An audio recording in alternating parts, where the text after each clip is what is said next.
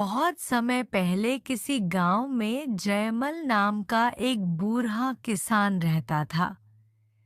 जयमल के घर में उसके माता पिता, पत्नी और बच्चे सब थे। लेकिन एक एक करके वो सभी किसी ना किसी बीमारी की वजह से मर गए थे। इसी वजह से जयमल को मरने से बहुत डर लगता था। वो हमेशा इसी चिंता में डूबा रहता था कि किसी तरह उसे मौत से बचने का रास्ता मिल जाए। एक दिन यमराज आकर मुझे ले जाएंगे। काश मुझे कुछ ऐसा रास्ता मिल जाए जिससे मैं मरने से बच जाऊं। एक दिन वो अपने घर में बैठा इसी चिंता में डूबा था, तभी उसके दरवाजे पर एक महात्मा आए। महात्मा ने जयमल से कहा, हे सज्जन पुरुष, मैं बहुत दूर से आया हूँ। क्या मैं आज रात तुम्हारे घर में रुक सकता हूँ? जयमल उस महात्मा जी को अपने घर में रहने की आज्ञा दे देता है। ऐसा कहकर उसने बूढ़े महात्मा को हाथ से पकड़ दिया और उन्हें प्यार से जमीन पर बिछे बिस्तर पर बैठा दिया। फिर जयमल ने उन महात्मा से कहा, आप यहाँ बैठिए, मैं अभी आपके लिए खाने का इंतजाम करता हूँ। जयमल अंदर गया और एक के बाद एक कई पकवान लाकर उसने महात्मा के सामने रख दिए। महात्मा ने वो सभी पकवान बहुत इत्मीनान से खाए और फिर वहीं सो गए। अगली सुबह जब उनके जाने का समय हुआ तो वो जयमल से बोले, जयमल, तुमने मेरी बहुत सेवा की है, इसलिए मैं तुम्हें एक वरदान देना चाहता हूँ। मांगो, तुम क्या मांगना चाहते हो? जयमल उनसे पूछता है। क्या आप मुझे कुछ भी दे सकते हैं? महात्मा जयमल को हाँ में जवाब देते हैं और कहते हैं, मैंने हिमालय में वर्षों तपस्या की है। मैं अपनी तपस्या की शक्ति से तुम्हें कुछ भी दे सकता हूँ। ये सुनकर जयमल बहुत खुश हो गया और बोला, महात्मा जी, मैं कभी मरना नहीं चाहता, इसलिए आप मुझे अमर होने का वरदान दीजिए। महात्मा ने ऐसा वरदान देने के लिए जयमल को मना कर दिया। इस पर जयमल बहुत निराश हो गया और फिर कुछ सोचकर बोला, ठीक है, तो आप मुझे ये वरदान दीजिए कि मेरे अलावा जो भी मेरे इस बिस्तर पर बैठे, वो मेरी मर्जी के बगैर यहाँ से उठ ना सके। महात्मा को इस वरदान में ऐसा कुछ भी गलत नहीं लगा। वो बोले, तथास्तु। ऐसा कहकर वो वहां से चले गए। वरदान पाकर जयमल बहुत खुश हुआ। ऐसे ही कुछ साल बीत गए। एक दिन जब जयमल सोने के लिए बिस्तर बिछा रहा था, तभी यमराज उसे लेने आए। यमराज ने जयमल के कहा, इस धरती पर तुम्हारा जीवन अब पूरा हो चुका है, इसलिए मैं तुम्हें लेने आया हूँ। यमराज की ये बात सुनकर जयमल पहले तो बहुत डर गया।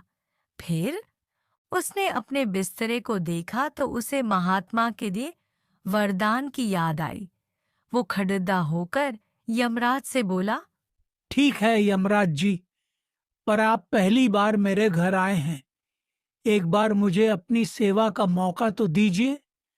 मैंने अभी अभी ये बिस्तर बिछाया है, आइए कुछ देर इस पर आराम कर लीजिए, फिर आप जहां कहेंगे मैं आपके साथ चलूंगा। यमराज को इसमें कुछ भी गलत नहीं लगा। वो आकर उस बिस्तरे पर बैठ गए। उनके बैठते ही जयमल खुशी से उन्हें चिढ़ाते हुए बोला, यमराज जी, अब आप मुझे इस धरती से लेकर नहीं जा सकते। मुझे क्या, अब तो आप खुद भी कहीं नहीं जा सकते। यमराज जयमल से पूछता है। ये तुम क्या बोल रहे हो? जयमल खुश होकर यमराज को एक एक करके सारी बातें बताता है। बहुत साल पहले मुझे एक महात्मा ने वरदान दिया था कि मेरे अलावा जो भी इस बिस्तरे पर बैठेगा वो मेरी मर्जी के बगैर इससे उठ नहीं पाएगा। इसलिए ना अब आप इस बिस्तरे से उठोगे और न मुझे अपने साथ लेकर जा पाओगे। ये सुनकर यमराज डर गया और बिस्तर से उठने की कोशिश करने लगा।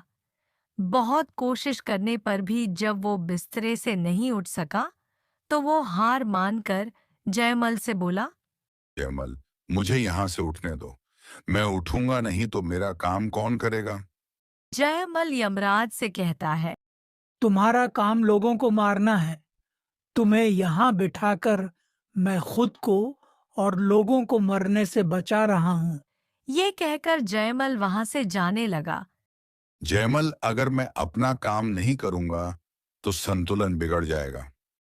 यमराज ने बहुत कोशिश की जयमल को समझाने की, पर जयमल समझने को तैयार ही नहीं था। यमराज, मैं तुम्हें यहाँ बंद करके लोगों को मरने से बचा रहा हूँ। लोग मेरे इस काम से बहुत खुश होंगे। ऐसा कहकर उसने घर का दरवाजा बंद किया और वहां से चलकर अपने खेत आ गया। अब जयमल खुश होता है और खुद से कहता है, मैं यहाँ अपने खेत में ही रहूंगा। वैसे भी अब मैंने मृत्यु के भगवान यमराज को कैद कर लिया है। अब मुझे मौत से डरने की जरूरत नहीं है। ये सोचकर वो बड्ढे मजे से अपने खेत में रहने लगा। एक दिन वो अपने खेत में बैठा था, तभी जंगल से एक जंगली शेर उसके खेत में घुस आया और उसकी गाय को खाने लगा। जयमल ने उसे देखा तो वो लाठी लेकर उसे मारने दौड़ा। रुक, मेरी गाय को खाता है, मैं अभी तुझे बताता हूँ। वो उसके पास गया और उसे डंडे से मारने लगा, लेकिन उसके बहुत मारने पर भी शेर नहीं मरा। ऐसा बहुत देर तक चलता रहा और आखिरकार जयमल का डंडा टूट गया। ये सोचकर वो भागा खड़ा हुआ।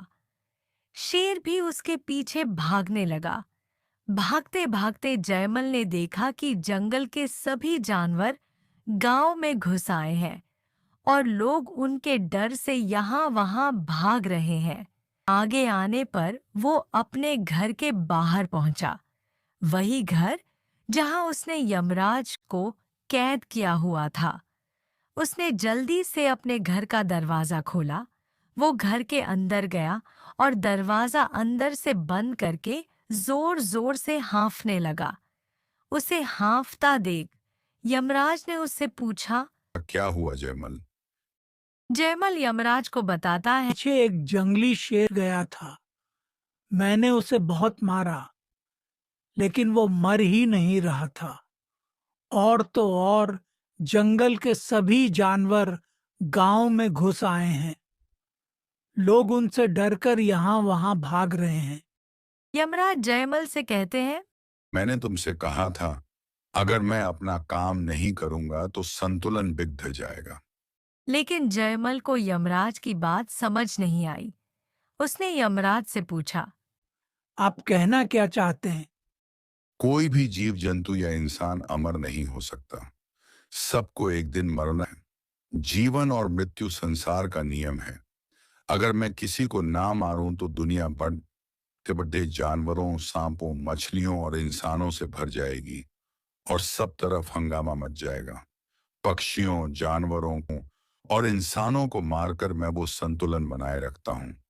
जयमल यमराज की बात समझ गया। यमराज से बोला, यमराज जी, मुझे माफ कर दीजिए।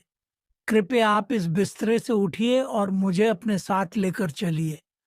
मैं समझ गया कि जो भी इस दुनिया में आता है उसे समय आने पर यहाँ से जाना ही है। यमराज को ये देखकर बहुत खुशी हुई कि वो जयमल, जिसको मरने से बहुत डर लगता था, उसे जीवन और मृत्यु का महत्व संतुलन समझ आ गया।